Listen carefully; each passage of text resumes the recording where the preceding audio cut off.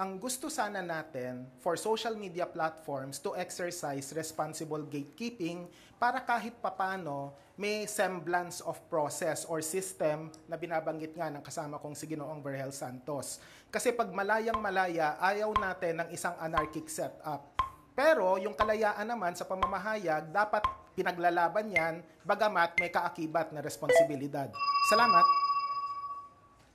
Hindi ko lang maintindihan yung sinasabi ni Sir na parang malayang-malaya ang social media. Meron ho tayong batas na pumupulis ho talaga sa bawat social media post. So bakit masasabi nating malayang-malaya na magsinungaling ang mga social media? Kung meron naman din tayong batas na sapat na sa tingin ko, yung sinasabi ni Sir na regulation, sa tingin ko sapat na po ang batas natin para ma-regulate ang lahat ng tao. Sa katunayan, hindi nga po pwedeng gumawa ng batas na laban sa freedom of speech na sa Bill of Rights natin po yun.